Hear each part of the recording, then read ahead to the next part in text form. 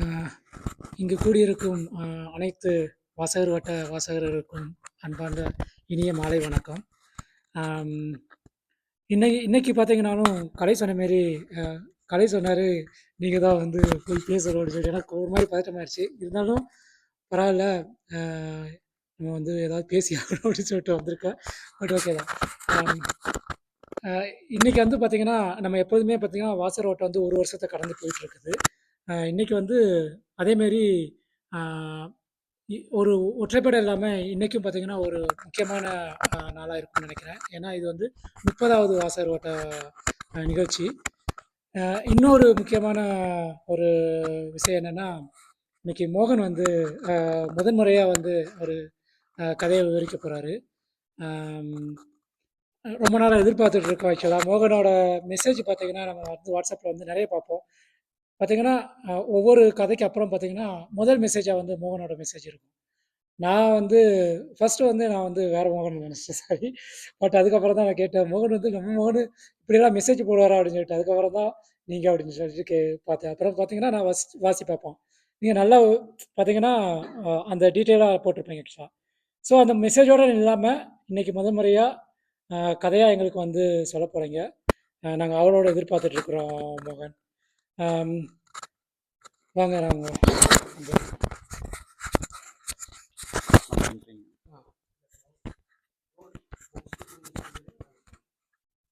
சொல்கிறீங்களா? இன்ட்ரடியூஸ் பண்ணுறேன்னா பண்ணி நான் பண்ணிக்கிறேன். இப்போ இருந்தாலும் ஓகே. எல்லாத்துக்கும் வணக்கம். ஸோ எழுதுறது வந்து நம்ம வந்து அவர் யார், நம்ம நண்பர் பாலா சொன்ன மாதிரி அடிச்சு அடிச்சு எழுதிக்கலாம்.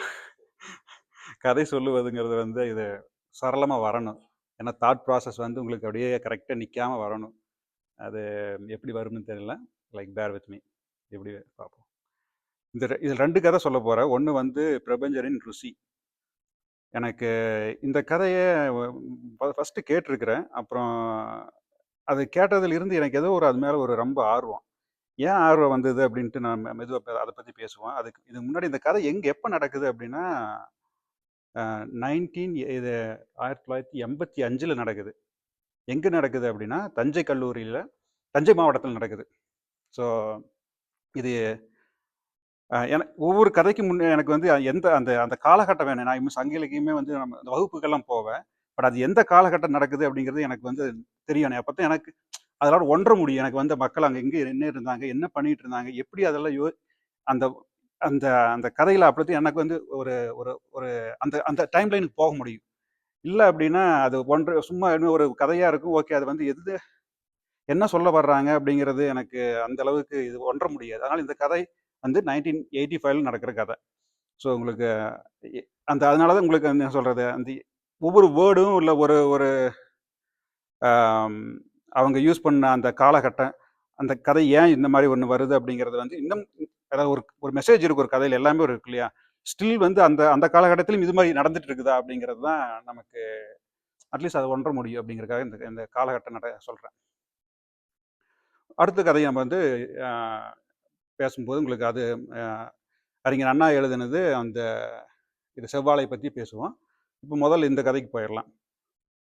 ஸோ இதில் கதையின் நாயகன் பார்த்தீங்கன்னா 3 பேர் வருவாங்க.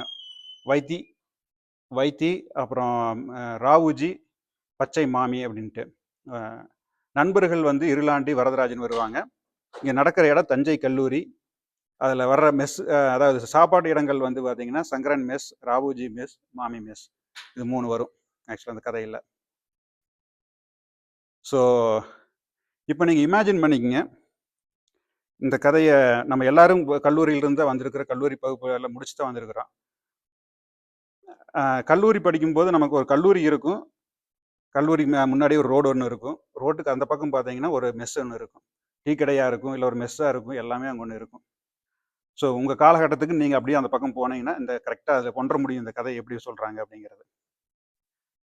ஏன் எனக்கு பிடிக்கும் அந்த கதை அப்படிங்கிறத மெதுவாக பேசுவோம். பட் லைக் அந்த கதைக்கு போயிடலாம். இப்போ இந்த கதை எப்படி ஆரம்பிக்கிறாருன்னா, பிரபஞ்சன் ராவுஜி மெஸ்ஸுக்கு இனி நான் சாப்பிட போவதில்லை என்று நான் எடுத்த முடிவை இருளாண்டியாலும் வரதராஜாலும் புரிந்து கொள்ள முடியவில்லை அப்படின்னு அந்த கதையை ஆரம்பிக்கிறாரு. ஸோ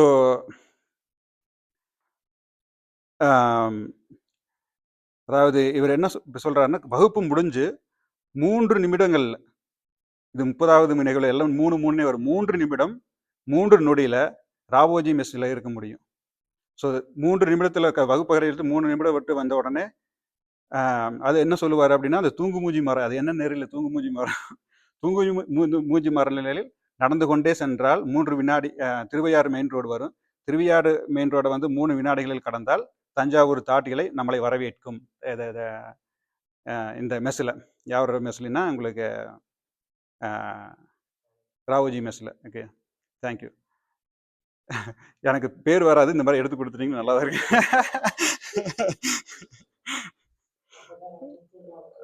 ஆமா, இல்லை எனக்கு பேர் யாரு, நிறைய பேர் தான் எனக்கு அந்த கேரக்டர்ஸும் ஞாபகம் இருக்கும், பட் அந்த இது இதாக வராது. ஸோ அதனால தான் முன்னாடியே சொல்லிட்டேன் யார் என்னென்ன கேரக்டர் இருக்குன்னு.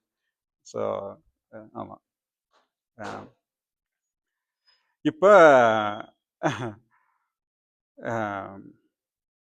இப்போ ராபோஜி மெஸ்ஸில் வந்து இப்போ அவருக்கு என்ன அப்படின்னா, ஏன் இந்த மெஸ்ஸை மாற்றுறாங்க அப்படின்னு பார்க்கலாம். அவர் வந்து ராவோஜி மெஸ்ஸில் அவருக்கு எல்லாமே பிடிச்சிருக்கும். எப்படின்னா பந்திப்பாயிலிருந்து எவர் சில்வர் வரைக்கும் வந்து எல்லாமே அவ்வளவு நீட்டாக இருக்கும். அது எப்படி இன்னொரு கதையில் படிக்கிறப்ப நமக்கு வந்து அந்த எனக்கு உவமை ரொம்ப பிடிக்கும். எப்படி அந்த உவமைக்கு அவங்க எப்படி வர்றாங்க, இந்த உவமைக்கு எப்படி எடுத்துகிட்டு வர்றாரு. அதாவது கவிதையாக இருந்தாலும் சரி, உங்களுக்கு இந்த உரைநடையாக இருந்தாலும் அந்த அந்த ஊமைகள் வந்து பிடிக்கும் நமக்கு. அந்த எப்படி சிலப்பதிகாரத்தில் படிக்கும்போது அந்த நிறைய ஊமைகள் வரும் இல்லையா. இப்போ சங்க இலக்கியம் பார்த்தீங்கன்னா ஊமைகள் அதில் அத்தனை ஊமைகள் இருக்கும். ஸோ இதில் அவர் என்ன சொல்கிறாரு அப்படின்னா, குளித்து விட்டு நிற்கிற குழந்தை மாதிரி அப்படி பளிச்சென்று தான் இருக்கும் எல்லாமே அப்படிங்கிறாரு. அந்த பந்தி பாய் முதல் கொண்டு எவர் சில்வர் முதல் கொண்டு அவ்வளவு இருக்கும். அப்புறம் இன்னொன்று, அப்புறம் இந்த கதை படிக்கும்போது அந்த தஞ்சாவூர் தாட்டியெல்லாம் எப்படி இருக்குன்னு சொல்லி ரிசர்ச் பண்ணி பார்த்தேன். அதுக்காகவே தஞ்சாவூர் போய் சாப்பிடணும் போல இருந்தது. அவ்வளவு பெரிய பயங்கரமான இலை, நல்ல பெரிய இலை. அதில் போய் சாப்பிடணும் ஒரு ஆசை வருது. ஆக்சுவலாக தாராளை மாதிரி நறுக்கி விட்ட தலைவாழை இலை தான் அந்த நல்லா போடுவார். அவருக்கு வந்து என்னென்னா, இந்த உங்களுக்கு தெரியும், அதாவது இந்த மெஸ்ஸில் வந்து வேலை செய்கிறவங்களுக்கு பயங்கரமாக வேர்வை வரும். பட் இவருக்கு வந்து வியர்வை வழியாத தேகி, நல்லா ஒரு அப்பாவியான சிரிக்கிற ஒரு சிரிப்பு நம்ம ராவோஜி. அசைவ மெஸ் அது. அதில் வந்து அவருக்கு என்ன அப்படின்னா, இந்த உள்ளங்கை விரல் அடங்குற மாதிரி அந்த வஞ்சர மீனும் மடவை மீன் வறுவலுக்கு வந்து ராவோஜி விட்ட இந்த தஞ்சாவூர் ஜில்லாவிலேயே யாரும் இல்லை அப்படிங்குவார். ஸோ அந்த அளவுக்கு நல்லா சமைக்கிற ஒரு மெஸ்ஸு. வைத்தியலிங்கத்துக்கு வந்து ஒரு வெள்ளை மீனும் ஒரு துண்டு கறியும் இல்லைன்னா அது என்ன சோறு அப்படிங்கிற மாதிரி அவர் நினச்சி அதை சொல்லுவார். அந்த இப்போ அந்த ராவோஜி மெஸ்ஸில் பிடிக்காததெல்லாம் என்ன அப்படின்னா, அவருக்கு இப்போ ஆவி பறக்கிற மாதிரி ஒரு பெரிய தாம்பலசத்தில் வந்து சோத்தை எடுத்துகிட்டு வருவாங்க. எடுத்துகிட்டு வந்த உடனே அவர் வந்து நமக்கு தெரியும், உங்களுக்கு அந்த அப்படியே நம்ம மெஸ்ஸிலாம் பார்த்துருப்போம் இல்லையா, அப்படியே கொட்டுவாங்க அப்படியே கொண்டு வந்து. அது எப்படி இருக்குது அப்படிங்கிறாருன்னா, நம்ம வெடி வச்சு அந்த மலை குவியல் இருக்கு இல்லையா, மண் குவியல், அந்த மாதிரி வந்து கொட்டிட்டு போவாங்க. ஸோ அந்த அந்த அப்படியே ஆவி வந்து இவர் வந்து கொட்டுன அதில் வந்து மீள்றதுக்கு முன்னாடி அந்த ஆவி சோத்தாவி வந்து என் மூஞ்சியில் வந்து அடிக்கும் பயங்கரமாக. ஸோ அந்த ஆவி அடங்கிறதுக்கு முன்னாடி வந்து அப்படி குழம்பு கொண்டு வந்து ஒரு ஊற்றிட்டு போயிடுவார். இதில் என்ன சொல்லுவாருன்னா, நமக்கு யோசிச்சு பாருங்க, நமக்கு வந்து இந்த பந்தி போட்ட உடனே என்ன வைப்பாங்க, பொரியல் வைப்பாங்க, அதுக்கப்புறம் கூட்டு வைப்பாங்க இல்லையா. ஸோ அதுக்கப்புறம் தான் சாப்பாடு வரும். நம்ம நீங்கள் பார்த்துருப்பீங்க, எல்லாமே அப்சர்வ் பண்ணியிருப்போம். அந்த கூட்டும் அந்த பொரியலும் வந்து நம்ம அடுத்த சாப்பாடு மோஸ்ட்லி என்னென்னா, நம்ம மக்கள் வந்து சாப்பாடை வச்சுருப்பாங்க, பொரியல் அந்த சாப்பாடு கொட்டுறதுக்கு முன்னாடியே பொரியல் சாப்பிட்டு முடிச்சிடுவாங்க. அந்த அளவுக்கு பயங்கர சாமர்த்தியசாலிகளாக இருப்பாங்க. அந்த சாமர்த்தியம் எனக்கு முடிக்காது. எனக்கு இந்த கதை ரொம்ப பிடிக்கிறதுக்கு ரீசன் என்ன, என்னாலையும் முடியாது, அவ்வளோ சாப்பிட முடியாது வேகமாக. அதே மாதிரி அவர் சொல்லுவார், அந்த மாதிரி சாமர்த்தியம் இல்லை இந்த என்னால் முடியாது, அவ்வளவு வேகமாக என்னால் சாப்பிட முடியாது அப்படிங்குவாரு. ஸோ இதெல்லாம் எனக்கு பிடிக்காது. குழம்பு வந்து அப்படியே ஊற்றிட்டு போவார். அந்த குழம்பு வந்து இந்த இலைக்கு அவ்வளோ பெரிய தாட்டு இலைக்குள்ள வந்து என்னால் வச்சு சாப்பிட்றதே ஒரு பெரிய போராட்டமாக இருக்கும். ரசம் ஊற்றுனாங்கன்னா அது அங்கங்கே ஓடும். என்னால் என்ன சொல்கிறது, இதெல்லாம் எனக்கு எனக்கு சகித்து முடியல. என்னால் இவங்க பார்த்து இந்த மாதிரி என்னால் முடியல அப்படின்னு சொல்லி போட்டு இதில் இது அப்படின்னு சொல்லுவார். இப்போ என்னென்னா, இந்த இருளாண்டி இருந்துக்கிட்டு, சரி எப்பட்றா உனக்கு சாப்பாடு போடணும், இதெல்லாம் ஓகே, இது உனக்கு எப்பட்றா சாப்பாடு போடணும் அப்படின்னு இருளாண்டி கேட்பா. அப்படி இருந்துட்டு எனக்கு முகம் பார்த்து சாப்பிடணும், பரிமாற வேணும், காக்காய்க்கு போடுற மாதிரி கொஞ்சம் கொஞ்சமாக போடணும், கூட்டும் பொரியலும் கொஞ்சமாக வைக்கணும், ஓகேங்களா? ஆம், நான் வேணுங்கிறப்ப எனக்கு வாங்கி வேணுங்கிறப்ப எனக்கு போடணும் அப்படின்னு. ஏன்னா ராபோஜி என்ன உனக்கு பொண்டாட்டியா பக்கத்துல வந்துட்டு விசிறி வீசிக்கிட்டு ஒரு சௌகரியம் பார்த்து சோறு போடுறதுக்கு அவர் 100 பேர்த்த கவனிக்கணும்டா அப்படிங்க இருமாண்டி 85ல. ஸோ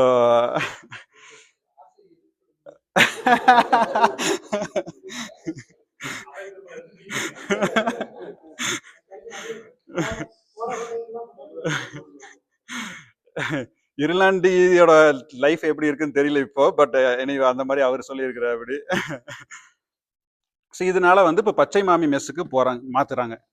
இவருக்கு இப்போ என்னன்னா, உங்களுக்கு இப்போ யோசிச்சு பாருங்க, ஹாஸ்டல் அப்படிங்கிறப்ப இவங்க வந்து அந்த இதுல இருக்கிறாரு, மோஸ்ட்லி அந்த மெஸ்ஸில் அங்க அங்க ஸ்டே பண்ணி இருக்கிறாராட்டிருக்கு. உங்களுக்கு அங்க எல்லாம் உங்களுக்கு எல்லா உணவகங்களும் சாப்பிட்ருப்போம் எப்படி இருந்தாலும். உங்களுக்கு ஒரு கல்லூரி காலங்கள்ல, ஏன்னா ஒவ்வொரு பக்கம் சுத்திட்டு இருப்போம் இல்லையா, ஒரு இன்னும் பெரிய வேலைகள் இல்லையா. ஸோ ஏதோ ஒரு பக்கம் சாப்பிட்டுருக்காருங்க. இவர் வந்து உங்களுக்கு அந்த இந்த இந்த மாமி மெஸ்ல வந்து ஓகே, நமக்கு தேவையான நமக்கு என்னோட டேஸ்ட்டுக்கு தகுந்த மாதிரி இங்க கிடைக்கும் அப்படின்னு அவர் ஆல்ரெடி ரிசர்ச் பண்ணி வச்சிடுறாரு.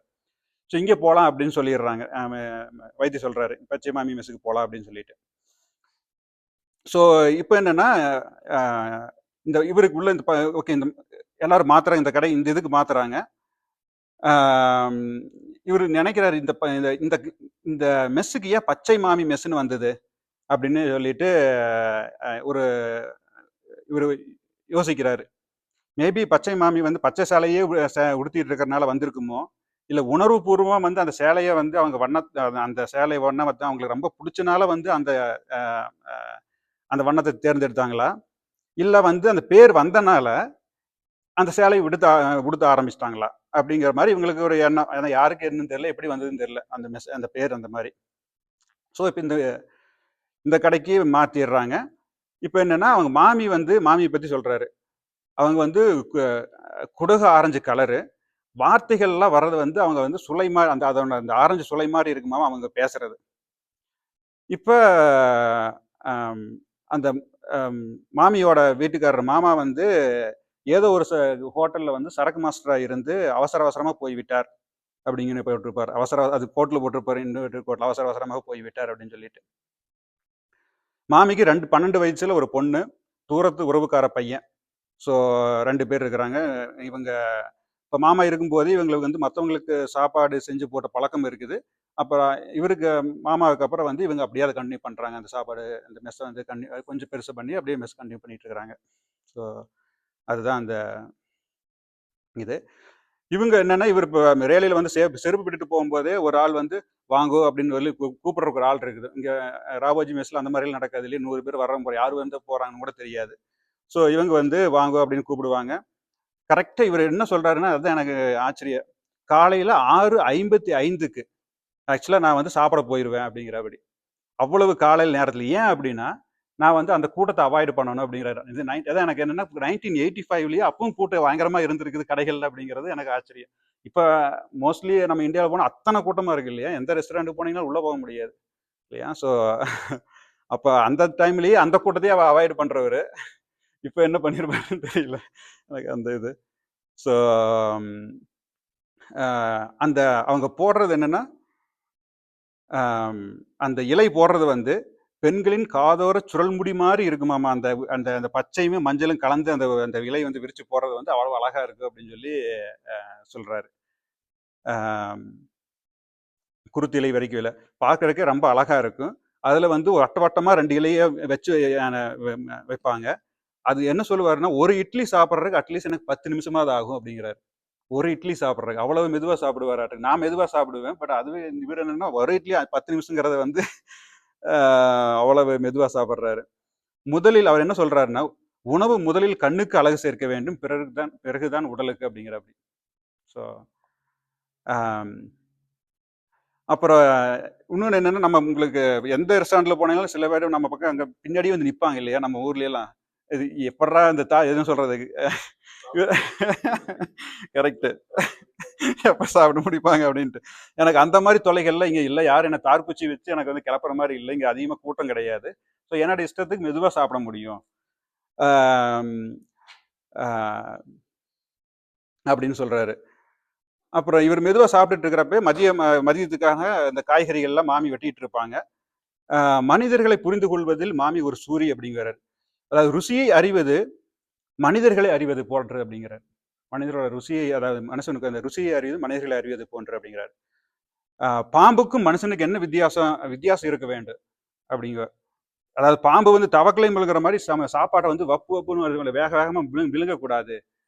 அது வந்து எதுக்கு இந்த அவசரம் அப்படிங்கிறது, அந்த அந்த இடம் தான் எனக்கு ரொம்ப இந்த கதைகள்லயே ரொம்ப பிடிச்ச இடம். என்ன சொல்லுவார் அப்படின்னா, அவசர அவசரமாக வலித்து போட்டுக்கொண்டு, அவசர அவசரமாக கல்யாணம் பண்ணி, அவசர அவசரமாக பிள்ளையை பெற்று, அவசர அவசரமாக செத்து போவதற்கு இந்த மனித பிறவி எதற்கு அப்படின்ட்டு கேட்பாரு அந்த கொஸ்டின் மார்க். ஸோ இதை தான் நமக்கு காலச்சக்கரம் வேகமா ஓடுறப்ப நான் இந்த கேள்வி எனக்கு கேட்டுக்குவேன். எங்கடா ஓடுறோம், எதுக்குடா ஓடுறோம் அப்படின்னு நான். ஸோ அவங்க என்ன சொல்லுவாங்கன்னா, மாமி ஆற அமர சாப்பிடுங்க, அப்புறம் வந்து மெதுவா சாப்பிடுங்க, வேணுங்கிறத கேட்டு வாங்கி சாப்பிடுங்க. உடம்புக்கு சரியில்லைன்னா அதாவது ஒரு நாள் ஒரு நேரம் வரலைன்னா என்னாச்சு உடம்புக்கு, ஏன் வரல அப்படின்னு கரிசனமா கேட்பாங்க. அந்த கரிசனத்துல வந்து வியாபாரத்தனம் இருக்காது. ஸோ எனக்கு உடம்பு சரியில்லைன்னா இந்த கசாய ரசமெல்லாம் வச்சு கொடுப்பாங்க. சம்டைம்ஸ் வந்து எனக்கு இல்லைன்னா கூட நானாகட்ட ஏதாவது நான் சாப்பாடு கொடுத்து அனுப்பிச்சிருப்பேனே நீங்க சொல்லியிருந்தா அப்படின்னு கரிசனமா கேட்பாங்க. அது எனக்கு பிடிச்சிருந்தது அப்படின்னு சொல்லுவாரு. ஆனா நண்பர்கள் வந்து இப்போ என்னன்னா, உங்களுக்கு இவங்களுக்கு இப்போ வந்து இப்போ ஏன்னா இது அசைவ மெஸ் எல்லாத்துக்கும் அந்த அசைவம் பிடிக்கும். இப்போ நண்பர்கள் எப்பவுமே 2 பேர் உங்களுக்கு நீங்க குரூப்பாக தான் இருந்திருப்பீங்க இல்லையா? எல்லாரும் நம்ம எல்லாம் குரூப்பாக தான் இருந்திருப்போம். அதுல 2 பேர் என்னன்னா, மோஸ்ட்லி ஒரு கடுப்புல இருப்பாங்க. நம்ம நம்ம வந்து நம்ம இவன் என்னடா நம்ம சொல்றதை கேட்க மாட்டேங்கிறான், மெஸ்ஸை மாத்திட்டான், இது வேற வெஜ் மெஸ்ஸு, இது இத்தனை அந்த கடுப்புல இருக்கிறாங்க. இவன் இப்போ என்னன்னா இந்த இருளாண்டிக்கு வந்து, என்னடா இது காரம் இல்லை உப்பும் இல்லை, ஒரே பத்தி சோறு மாதிரி போட்டுக்கிட்டு நீ என்னடா பண்ணிட்டு இருக்கிற அப்படின்னு சொல்லி இருளாண்டிக்கு ஒரே ஒரு கம்ப்ளைண்ட் பண்ணிட்டு இருக்கிற. அப்படி இதை கம்ப்ளைண்ட் பண்ணிட்டு அவங்க வந்து வேற மெஸ்ஸுக்கு போயிடுறாங்க. சங்கரன் மெஸ்ஸுன்னு சொல்லிட்டு இன்னொன்று மெஸ்ஸுக்கு போயிடுறாங்க. இது அங்க போயிட்டு இவங்க வந்து என்னன்னா இவங்களை கடுப்பேற்றுறதுக்காகவே வந்து சொல்லுவாங்க, இன்னைக்கு சங்கரன் மெஸ்ஸில் சும்மா இதை போட்டாரு ஒரு புட்டு, அந்த சூறக்காய் இது சூறா போட்டு அது மாதிரி அடிச்சுக்கிறதுக்கு ஆளே இல்லைடா, கடுப்பேற்றுறது வந்து வந்து இங்கே வந்து நம்ம இதில். அப்புறம் வாழைத்தண்டு இதை இந்த வாழைத்தண்டு இதுக்குடா மெஸ்ஸு கட்டிக்கிட்டு மாரடிக்கிற, எங்களோட வந்து இங்கே போகலான்டா, சங்கரன் மெஸ்ஸுக்கு போகலாமா காலையில் அப்படின்னு கூப்பிடுவா. அப்படி இவங்களை கடுப்பேற்றிட்டே இருக்க வேண்டியது இவங்க இந்த 2 நண்பர்களுமா. இப்போ அந்த இன்னொரு இருக்கிறாரு இல்லையா, அவர் பேர் என்ன, இது இருளாண்டியுமே சாரி அவர் பேர் ஆமாம் வரதராஜ். வரதராஜ் என்ன சொல்கிறாருன்னா,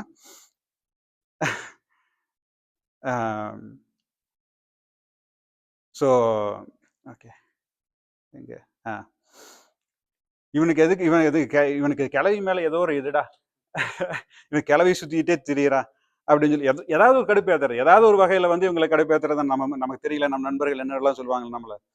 ஸோ இல்லைடா, இவனுக்கு சாப்பாடு பிடிக்கிறத விட அந்த மாமி ஏதோ இவன் கண் அடிச்சிட்டாங்கடா, அதனால சுற்றிக்கிட்டே இருக்கிறான், கிளவி சுற்றிக்கிட்டே இருக்கிறான், இந்த வாழைத்தண்டை கட்டி அழுதுகிட்டு இருக்கிறான்டா அப்படின்னு சொல்லிட்டு இவனை இவன் நம்ம வைத்திய கடுப்பேற்றிக்கிட்டே இருப்பானுங்க நம்ம இருளாண்டியும் வரதராஜனும். ஸோ இப்போ ஒரு நாள் வந்து மாலை உலாவுக்கு தயாராகுங்க அப்படின்னு நம்ம எல்லாமே தானே ஈவினிங் என்ன பண்ணுவோம், எல்லாம் வந்துட்டு கடைசியில் சுத்த போவோம் இல்லையா, நம்ம காலேஜ் டைமில் வேற என்ன வேலை நமக்கு ஒன்றும் இல்லை இல்லையா. ஸோ இந்த மாதிரி அவங்க ஒரு பிளானு, ஓகே இன்னைக்கு ராமையர் கிளப்பில் டிஃபனு, இப்போ சாப்பிட்டு ஓகே நம்ம பஸ் ஸ்டாண்டுக்கு முன்னாடி போயிட்டு பெண்கள்லாம் வருவாங்க, பராக் பார்க்க போகலாம். பராக் பார்த்துட்டு ஓகே வேலை முடிஞ்ச உடனே ஒரு சினிமா, அதுதான் மோஸ்ட்லி அதாக தான் இருக்குது இல்லையா, நீங்கள் அத்தனை சினிமா பார்த்துருப்பீங்க நல்லா ஈவினிங் எல்லாமே. ஸோ அப்படிங்கிற மாதிரி ஒரு பிளானு. இப்போ வந்து வைத்தி வந்து தலை சீவிட்டு இருக்கிறாரு.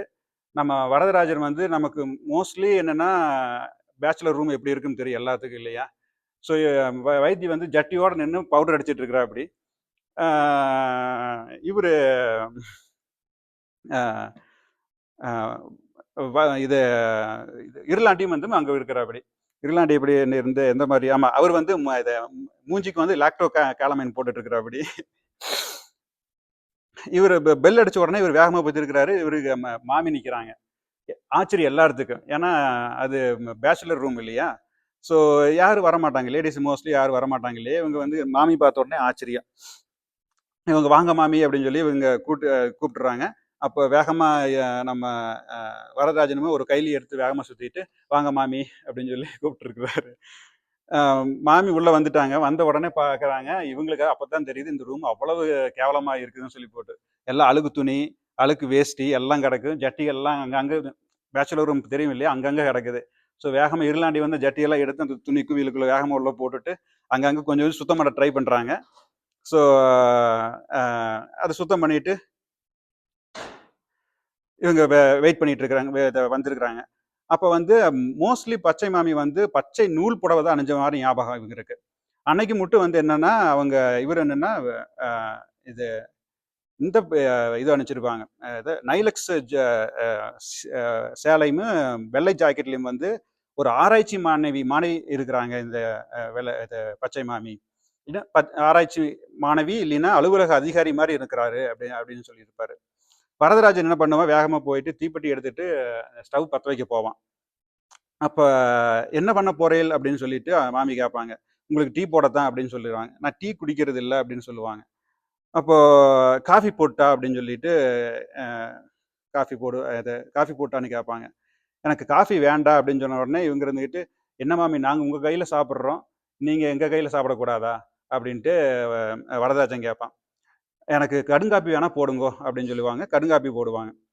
ஸோ அப்போ என்ன சொல்லுவார் அப்படின்னா, எனக்கு அந்த மாமிக்கு வந்து எனக்கு இப்போ சிங்கப்பல் இருந்தது இப்போதான் எனக்கு தெரியும். அதாவது அவங்க சிரிக்கிறப்ப அவங்க பார்க்குறாராட்டிருக்கு. அந்த மாதிரி சைடில் இருந்து பார்க்குறப்ப எனக்கு அந்த மாதிரி இருந்தது தெரிஞ்சுது அப்படின்னு சொல்லிட்டு, ஓகே அவங்க காஃபி குடிச்சிட்டு அங்க இப்ப எதுக்கு வந்திருக்கிறாங்க அப்படின்னா, அவங்க வந்து எண்ணெய் வாங்க வந்திருப்பாங்க ஆக்சுவலா. அங்க ஒரு இதுல தேக்கடியில வந்து ஒரு எண்ணெய் எண்ணெய் வாங்க வந்திருப்பாங்க. சரி நீங்க இங்க தான் இருக்கிறீங்கன்னு கேள்விப்பட்டேன். அதனால பார்த்துட்டு போலாமே வந்தேன் அப்படின்னு சொல்லுவாங்க மாமி.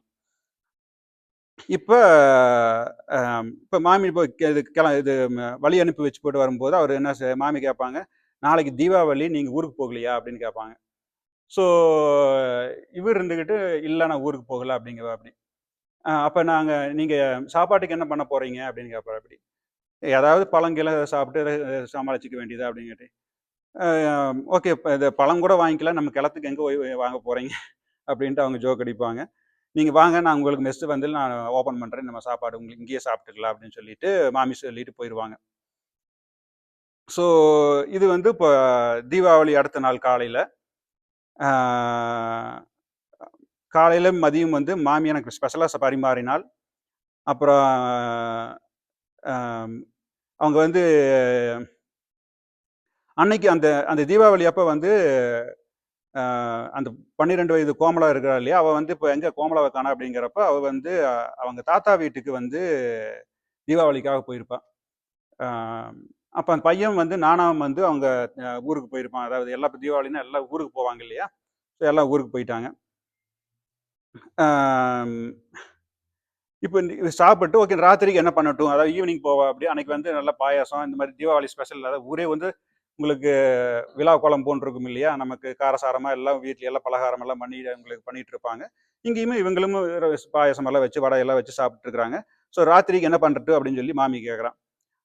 உங்களுக்கு ஏதாவது பண்ணுங்களேன் அப்படின்னு சொல்லி போட்டு இப்ப அவர் சொல்லியிருக்காரு. அங்க பிடிச்ச மாரி நான் மாமிசமெல்லாம் எனக்கு பண்ண தெரியாது. நானு ஏதாவது வத்த குழம்பு மாரி பண்றேன் அப்படின்னு சொல்லிட்டு மாமி சொல்லுவா. ஸோ அன்னைக்கு வத்த குழம்பு வந்து பண்ணியிருப்பா பாரு அப்படின்னு நான் அது அகைன் ஊமை இன்னொன்னு சொல்லுவாருன்னா, அந்த வத்த குழம்பு அந்த கெட்டியான ஒரு வத்த குழம்பு வந்து அதில் பூனைக்கண் மாதிரி அந்த எண்ணெய் மின்னுகுது அப்படின்னு போட்டிருப்பாப்படி. அந்த குழம்பு அவ்வளோ அழகா மின்னுது அந்த இது அப்படின்னு சொல்லி போட்டு. இப்போ பூனைக்கண் பார்க்குறப்போலாம் எனக்கு வந்து வத்த குழம்பு வத்த குழம்பு ஞாபகம் தான் வருது எனக்கு. ஸோ அவர் இப்போ என்ன சொல்லுவாருன்னா, பாவம் உங்களுக்காக ஏதாவது எனக்காக உங்களுக்கு தேவையில்லாத சிரமம். வருடம் முழுக்க இந்த இந்த அடுப்படியிலேயே வேகறீங்க. இன்னைக்கும் உங்களுக்கு ரெஸ்ட் இல்ல அப்படின்னு சொல்லுவா அப்படி வைத்தி. அதுக்கு இருந்துகிட்டு முடியுது பண்றேன். இந்த உடம்புக்கு யாருக்காவது உபயோகப்படணும் இல்லையா? நமக்கு என்ன சொல்றது அப்படின்னு சொல்லி போட்டு அவங்க சொல்லுவாங்க. கோமலாம் வர்றதுக்கு என்ன சொல்றது? ஆமா. ஆம், சின்ன குழந்தைக அவங்க வந்து இருந்துட்டு மெதுவா வரட்டும். நான் அட்லீஸ்ட் எனக்கு இந்த அடுப்பும் கரியும் இருக்குது. நான் வேலை பண்ண என்னால முடியுது பண்றேன் அப்படின்னு சொல்லி மாமி சொல்லுவா. அப்புறம் இவர் வந்து என்னன்னா கையை கழுவிட்டு இப்போ கை கழுவிட்டு இப்போ வரட்டுமா அப்படின்னு சொல்லுவா அப்படி டின்னர் சாப்பிட்டு நைட்டு சாப்பிட்டு அவங்க இருந்துட்டு இருக்கட்டுமே எதுக்கு இவ்வளோ அவசரமா போறீங்க சித்தமே மாடியில் போய் உட்காருங்க நம்ம பேசிட்டு போலாமே அப்படிங்கிற மாதிரி சொல்லுவா மாமி. கீழே நிலப்படி பார்த்துக்கிட்டே சொல்றான்.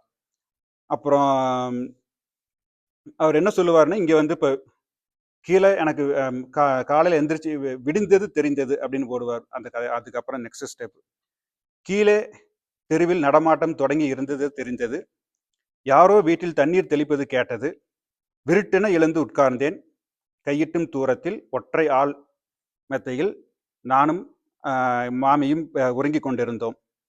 பனி பெய்து கொண்டிருந்தது, மனது குறுகுறுத்தது. யாரும் பார்க்கிறார்களா என்று கவனித்தேன். மனிதர்கள் யாரும் பார்க்கவில்லை. இறங்கி தெருவில் நடந்தேன். என் முதல் பெண் சிநேகிதியை நெஞ்சில் வைத்துக்கொண்டு நடந்தேன். குழந்தைகள் பட்டாசு வெடித்து பட்டாசு தாள்கள் தெருவை அடைத்து கிடந்தன அப்படின்னு சொல்லிட்டு போவார். போயிட்டு இப்போ குளிக்கிற நல்ல வேலை என் ஃப்ரெண்ட்ஸு அங்கே வீட்டில் ரூமில் இல்லை. யாருக்கிட்டையும் நான் வந்து சமாளிக்க வேண்டியதில்லை, பொய் சொல்ல வேண்டியதில்லை, யாருக்கு மூஞ்சியும் பார்த்து சங்கடப்பட வேண்டியதில்லை அப்படின்னு சொல்லுவா. அப்படி ஸோ குளித்தேன். அழுக்கு தீர வேண்டும் என குளித்தேன். எல்லா அழுக்கும் கலைந்து போக வேண்டும் என குளித்தேன். குளித்தால் அழுக்கு போய் விடுமா என்ன? தலை வந்து குளிச்சுட்டு வந்துட்டு இப்போ வந்து நான் தலையை துவட்டிக்கிட்டே வந்து கட்டலில் உட்கார்றேன். தலை வின் வின் என்றிருந்தது. அதாவது இந்த அவஸ்தைக்கு வித்திட்டது யார் என்று எனக்குள் கேள்வி கிளைத்தவாறு இருந்தது. நானா இல்லை அவளா? எனக்கும் பங்கு இருந்தது இந்த காரியத்தில். அவள்தான் என்று தள்ளிவிட மனம் முயன்றது. இந்த மனதுதான் எவ்வளவு கொடூரமானது! தப்பை பிறர் மேல் சுமத்துவதில் இது எவ்வளவு அக்கறையாக இருக்கிறது! நிகழ்ச்சிகளை மீண்டும் மனதுக்குள் கொண்டு வர முயன்றேன். கசந்தது. சட்டையை மாட்டிக்கொண்டு மாமி மெஸ்ஸை நோக்கி நடந்தேன். மாமி வாசல் தூணில் சாய்ந்து கொண்டு அங்கிருந்து தெரியும் வானத்தை பார்த்து கொண்டிருந்தாள். நானும் அவள் பக்கத்தில் சற்று தள்ளி உட்கார்ந்தேன். மாமியின் முகத்தை தவிர்த்தேன். இருவருமே பேசுவதற்கு ஒன்றும் இல்லாமையை உணர்ந்தோம். நான் தான் தொடங்கினேன், மன்னிக்கணும் அப்படின்னு. எதுக்கு? உங்களை நான் பயன்படுத்திட்டோன்னு நீங்க நினைக்க கூடாது அப்படிங்கிறாரு வைத்தி. சே, இல்லை நான் அல்லவா அப்படி நினைக்கணும்? என் பசிக்கு உங்களை ஒரு சின்ன பிள்ளையை தின்னுட்டேன்னு நான் பரிதாபப்பட்டு இருக்கிறேன். மனசுல ஒன்றை வச்சுக்காதீங்க என்றவாறு குனிந்து கொண்டாள். அவள் குலுங்கி அழுவது தெரிந்தது. அதான்.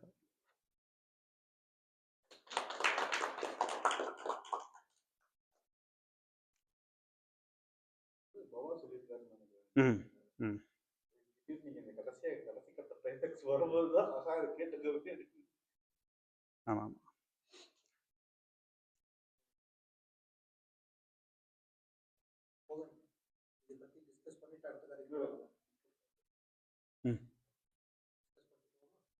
நல்லா இருக்கும்.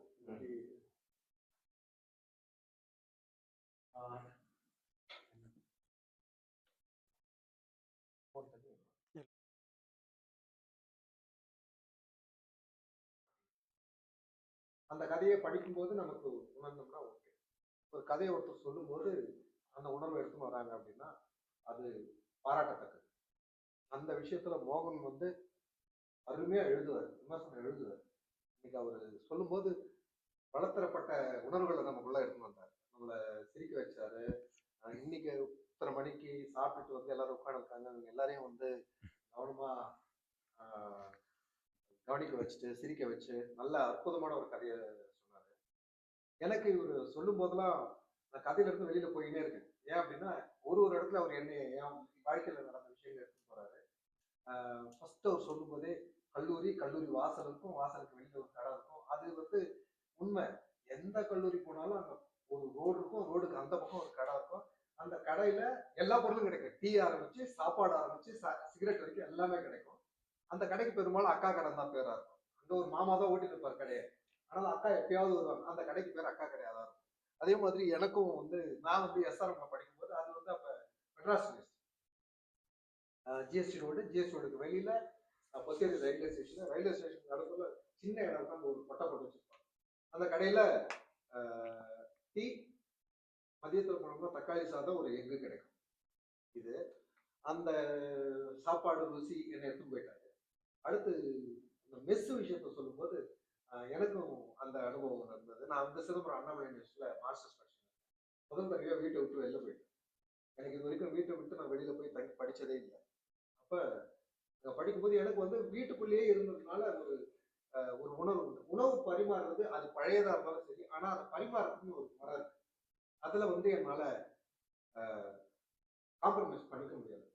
அந்த உணவை வந்து முறையா பரிமாறணும் அப்படின்னு இட்லியை வச்சு அது மேல சாம்பாரை ஊற்றி அப்படி கொடுத்தா எனக்கு பிடிக்காது. சட்னிங்க ஒரு 2 வகை சட்னி அப்படின்னா இதே அதையும் எடுத்து ஊற்றி எல்லாம் மிக்ஸ் பண்ணி அந்த மாதிரிலாம் அந்த ஹோட்டலில் ஊற்றுறது அப்படிலாம் எனக்கு பிடிக்காது. அப்போ நான் மெஸ்ஸுனா சிதம்பரம்ல படிச்சிருக்காருன்னா தம்பிக்கு கூட தெரிஞ்சிருக்கும். மாரியப்பா நகர்னு ஒன்று இருக்கும். அதுதான் வந்து கல்லூரிக்கு பக்கத்திலே இருக்கு. அப்போ படிக்கிற மாணவர்கள் எல்லாருமே அங்க இருக்க வீடுகளில் தான் தங்கியிருப்பாங்க. பெரும்பாலும் வீடு கட்டினவங்க எல்லாருமே ஒரு ரூமை வாடகை கொடுத்துருப்பாங்க. அப்படி நான் இருக்கேன். அது பக்கத்திலே நிறைய மெஸ் இருக்கும். கண்ட மெஸ்ஸுங்க இருக்கும். அதில் ஒரு மெஸ்ஸில் நான் சாப்பிட்றேன். அதில் சாப்பிடும்போது ஒரு அம்மா, அவர் கணவர் கிடையாது, அவங்களுக்கு நல்லா வளர்ந்த ஒரு அண்ணன், அவருக்கு திருமணம் ஆகலை, இவங்க தான் பரிமாறுவாங்க. அவங்க எப்படி அப்படின்னா எல்லாருமே மாத இறுதியில தான் பணத்தை கொடுப்போம் மாணவர்கள். எல்லாருமே கரெக்டா கொடுத்துருவாங்க. ஆனாலும் அவர் எப்படின்னா அந்த மாத இறுதியில கொடுக்கறதுனால கடங்காரங்களுக்கு சாப்பாடு போடுற மாதிரியே போடுவாரு. குறிப்பா வந்து ஒரு சாம்பார் ஊத்துறாரு அப்படின்னா அப்படி தெளிப்பாரு சாம்பார். அது ஊத்தும் போதே உங்களுக்கு அப்படி பதறிடுங்க. எனக்கு நான் வந்து போயிட்டு ஒரு 10-12 நாள் இருந்து பார்த்தேன். ஊறுகாட்டு வந்து டப்புன்னு அடிப்பார், அப்படியே தெரிக்கும். அப்ப எனக்கு இது ஒரு ரொம்ப அவமானமான ஒரு இடமாயிடுச்சு. அப்ப நான் அதோட அங்க போறது நிறுத்திட்டேன். வேற வழி இல்லை. அதனால என்ன பண்ணுவேன்னா என்னோட ஒரு மாசம் மெஸ் பில் எவ்வளவு வரும்னா 100 ரூபாய் 150 ரூபா வரும். மற்றவர்கள்லாம் வந்து ஒரு 1000 ரூபாய் 1500 ரூபாய் கட்டுவாங்க. எனக்கு சாப்பிட பிடிக்காது. அப்போ எனக்கு சாப்பாடுக்கு எது அப்படின்னா அங்க வந்து ஒரு பேக்கரி தமிழ்ல பேர் காசினோ அடுமணி உணவு. அங்க சாயங்காலம் 4 மணிக்கு 5 மணிக்கு போனோம்னு வச்சுக்கோங்க, இருக்கிற பலகாரம்லாம் செஞ்சுட்டு அதுல இனிப்பு வந்து தூள்ல வந்து மிச்சி மீதி இருக்கும். அதை ஒண்ணுக்குள்ள ஸ்டஃப் பண்ணி இவ்வளவு பெரிய ஒண்ணு வச்சிருப்பாங்க. அது பேர் தில்பசந்தோ ஏதோ சொல்லுவாங்க. 5 ரூபாய் வரும். அதை வாங்கி சாப்பிட்டோன்னா அடுத்த நாள் மதியம் வரைக்கும் பசிக்காது. இதுதான் வந்து எனக்கு வகைன்னு வச்சுக்கோங்களேன். இது வந்து அந்த மோசமான உணவு பரிமாற்றம். இதை நான் எடுத்து போயிட்டேன். அடுத்து அந்த ஃபர்ஸ்ட் ஒருத்தர் வீட்டுல வந்து வாரி வாரி வைப்பாங்க அப்படின்னு சொன்னார் பாத்தீங்களா. அப்படி இந்த மாதிரி இருக்கும்போது ஒரு நாள் நண்பர்கள்லாம் இது போறாங்க, நாங்க ஒரு இடத்துக்கு சாப்பிட போறோம் வா அப்படின்னு என்ன கூப்பிடுறாங்க. எனக்கு வெளியில சாப்பிட பழக்கம் இல்லை. ஆனா என்னோட க்ளோஸ் ஃப்ரெண்ட் ஒருத்தப்ப நல்லா இருக்கும், நான் வாடா வரான்னு. முன்னாடி ஒருத்தர் போயிட்டாரு. அவர் போயிட்டு கூட்டமா இருக்கு, அதனால கொஞ்சம் பொறுமையா வாங்க. கொள்ளிடம் தானே கட்டியது, அதுக்கு முன்னாடி இருக்கிறது அந்த கொள்ளிடம். அங்க வந்து எனக்கு தெரியல, அங்க ஆறு ஓடி இருக்கு, அதுல குளிச்சுக்கணும். அப்புறம் போன் பண்ணாங்க, வாங்க அப்படின்னு கூப்பிடுறாங்க அப்படின்னு சொல்லிட்டு நாங்க போனோம். அங்க போனது வந்து அப்பதான் எனக்கு தெரியும் அது வந்து புத்தூர்ல ஜெயராமன் மெஸ் ஒரு மெஸ். அந்த மெஸ்ல வந்து உள்ள போகும்போதே ஆச்சரியம் என்னன்னா அப்படியே அங்கங்க நமக்கு கண்ணு முன்னாடியே வச்சு சமைச்சுட்டு இருக்காங்க. எறா அப்படின்னா அப்படியே இவ்வளோ எறா குப்பியெல்லாம் போட்டு வச்சு செஞ்சுருக்கிறாங்க. எதுவுமே மறைவா நடக்கல. அப்புறம் சரின்னு சொல்லிட்டு நாங்க போய் சாப்பிட போனா ருசியான சாப்பாடு. மோகன் சொன்ன மாதிரி இவ்வளவு பெரிய வஞ்சர கையளவு வஞ்சரம் எல்லாம் ஹாஸ்பிட்டல் தான் சாப்பிடுறோம். ஆனா அந்த ஒருத்தர் இருக்காரு, அவர் வந்து நம்மளை எப்படி கவனிக்கிறாருன்னா ஏதோ சொந்தக்கார வீட்டுக்கு கல்யாண பத்திரிகை எடுத்து போனா நம்மளை எப்படி கவனிப்பாங்களோ அந்த மாதிரி கவனிக்கிறாரு. எங்களுக்கு அளவு கடந்த சாப்பாடு மூச்சு முட்டை சாப்பிட்டோம். இப்போ அவர் என்ன சொல்றாருன்னா தயிர் சாதம் போட்டு சாப்பிட்டே ஆகணும். எருமை தயிர் வந்துட்டு அவர் குண்டான்ல வச்சிருப்பாரு. குண்டான்ல வந்துட்டு தயிரே சாப்பிடாதவங்க நிறைய பேர் இருப்பாங்கல்ல, அவங்களா இருந்தாலும் அந்த கட்டி தயிர் சாப்பிட்டே ஆகும். என் கடைக்கு வந்துட்டு எப்படி சாப்பிடக்கூடாது ஒரு கேரக்டர் அங்க பார்த்து சாப்பிட்டுட்டு போய் வயிறு வலின்னு நீ சொல்லக்கூடாது, நீங்க சாப்பிட்டே ஆகணும், சாதம் போட்டு தயிர் சாதம் சாப்பிட்டே ஆகணும்னு சொல்றாரு. தயிர் எடுத்து வந்தா காட்டி சொன்ன மாதிரி கட்டியான தயிர், அந்த தயிர் அளவு நீங்க போதும்னு சொல்றவங்க எடுத்து போட்டுட்டே இருக்காங்க. அப்படி ஒரு அனுபவம் இருந்ததுங்களா. அந்த அனுபவத்தை மோகன் அப்படியே எனக்கு எடுத்து வந்துட்டார். ஒரு என்னால மோகனோட கதையில இருந்து தொடர்ந்து கண்டினியூ பண்ணவே முடியல. அப்பப்ப என் வாழ்க்கையை நோக்கி போயினே இருக்கேன். இப்போ எனக்கு அப்படியே எவ்வளவு நாள் ஆயிருக்கும் இந்த விஷயத்தை பத்தி நான் யோசிச்சு திடீர்னு இந்த யோசனையில் எனக்குள்ள மோகன் எடுத்து வரும்போது ஒரு பழைய லைஃப்க்கு போயிட்டு வர நல்லது. அந்த விஷயத்தை மோகன் நல்லா எழுதுவார்.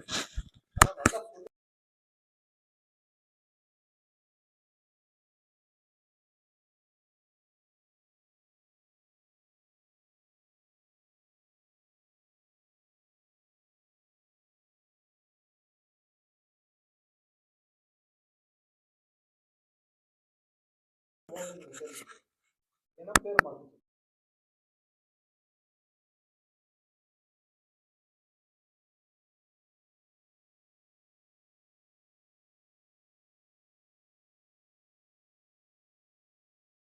அந்த மாதிரி கூப்பிட்டுருப்பாரு. அருமையா சொன்னீங்க. இல்ல ரொம்ப நன்றி. லைஃப் எல்லாத்தையும் கரெக்டா சொல்லிட்டாரு. வரதராஜன் நீங்க உங்களோட கருத்து எதுவா இருந்தா சொல்லுங்க.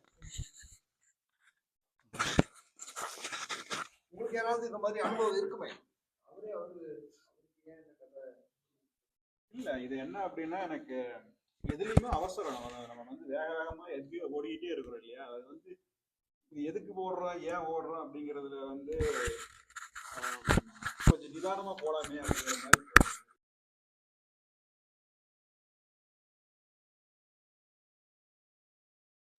அவர்கிட்ட நிறைய புத்தகங்கள் இருந்திருக்கு. ஆனால் அவர்கிட்ட பணம் கிடையாது.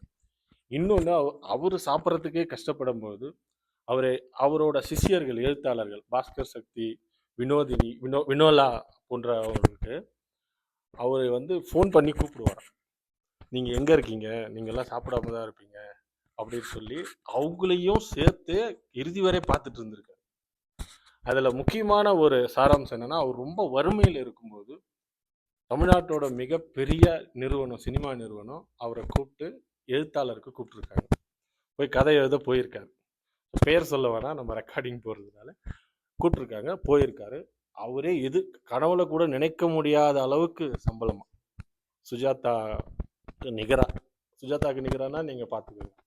அதே நிறுவனங்கள் தான் அவரை அழைச்சிருக்கு. இவரை கூப்பிட்டு என்ன பண்ணியிருக்காங்கன்னா, இவரை எழுத சொல்லியிருந்தா எழுதியிருப்பார். ஆனால் அவர்கள் சொன்னது என்னவான்னா, அவர்கள் எழுதின கதையில திருத்தம் பண்ண சொன்னாங்க. உங்களோட பணம் எனக்கு தேவையே இல்லை, நான் வறுமையில் இருந்தாலும் இருப்பினே தவிர இந்த மாதிரியான வேலையை நான் பண்ண மாட்டேன், நீங்கள் என்னை எழுத கொடுத்து. அதுதான் இந்த எழுத்தாளருக்கே உள்ள இது கர்வம். இன்னொன்று, இந்த கதையை ஏன் அவர் இந்த மாதிரி எல்லா கதையிலையும் சொல்லியிருப்பார், சம்பந்தமே இல்லாத ஒரு இடம் கொண்டு வந்து கிளைமேக்ஸில். அவரோட புத்தகங்கள் பெரும்பாலும் முதல்ல அப்படி இல்லை, அவர் டைரக்டாகவே சொல்லிக்கிட்டு தான் இருந்திருக்கார் போல. அப்புறமா நீண்ட காலத்துக்கு பிறகு சரி ஓகே, வாசகர்களை கொஞ்சமாக வலிக்கிறோம் அப்படிங்கிற ஒரு இதில் தான் இதெல்லாம் சொல்லிட்டு அவர் சொல்ல வந்த கருத்தை ஆழமாக கடைசியாக முடிச்சு. இதுதான் பிரபஞ்சனோட இப்போ சமீபத்தில் 100வது நாள் போகும்போது, 100வது நினைவு நாள் போகும்போது அவரோட இன்னமும் பாண்டிச்சேரியில் அவரோட அரசுடைமையாக்கப்பட்ட நூலகங்கள்லாம் இருக்குது. யாராச்சும் போகணுன்னா போய் பார்க்கலாம். அதை விட முக்கியம், ஒரு பெரிய படத்தில், நம்ம பாலா அமீர் படத்தில் வந்து ஆரம்பத்துலலாம் ஒரு மாதிரி இருக்குது, அந்த கிளைமேக்ஸ் வந்து கொஞ்சம் வித்தியாசமாக வச்சுருப்பாங்க. அவர் கிளைமேக்ஸை கதையாக சொல்லியிருந்தா இவ்வளோ சுவாரஸ்யம் இருந்திருக்காது. அதை அவர் எழுத்தா படித்தது தான் அவர் சொன்ன கதையோட சுவாரஸ்யமே அவ்வளோ அழகாக இருந்துச்சு. நவா இல்ல ஸ்ரீ சரண் படிச்ச புக்கோட பேர் ருசி. அதுல இருந்து ரெண்டு கதையை சொன்னாங்க. ஓ அப்போ அந்த நான் கதை தொகுப்புல இருக்க எல்லாமே பெண்களை பத்தி தான். நான் அதுக்கப்புறம் போய் கேட்டேன், பாபாவோட அந்த ஸ்டோரி தான் கேட்டேன். அதுக்கப்புறம் எனக்குமே நிறைய கேள்விகள் இருந்தது அந்த அந்த படிச்சதுக்கு அப்புறம். ஏன்னா ரொம்ப ஷார்ட் கதை தான், பட் ஸ்டில் அந்த எண்ட் வந்து நம்ம எதிர்பார்க்காத ஒரு எண்டிங்கா இருக்கும்போது சிந்தனை வந்து பாத்தீங்கன்னா ஒரு 2 நாளைக்கு யோசிச்சேன் இருந்தேன். ஏன் இந்த மாதிரி முடிச்சிருக்கிறாரு, என்ன சொல்ல வந்தாரு அப்படின்னு சொல்லி நிறைய யோசிச்சுட்டே இருந்தேன். அப்புறம் எனக்கும் புரிஞ்சுது, ஸோ இன்டெரக்டா ஏதாவது சொல்ல வர்றாரு அப்படிங்கிறது புரிஞ்சுதுங்க. ஸோ அந்த எண்டு வந்து ரொம்ப டிஃப்ரெண்ட்டாகவும் அட் த சேம் டைம் வந்து கரெக்டாக சொன்ன மாதிரி எனக்கு ஒரு ஃபீல் இருந்தது கேட்கும்போது. பட் நீங்கள் சொன்னது ரொம்ப நல்லா இருந்தது. லைக் அதை கரெக்டாக கொண்டு போய் முடிச்சிங்க, ரொம்ப நல்லா இருந்தது.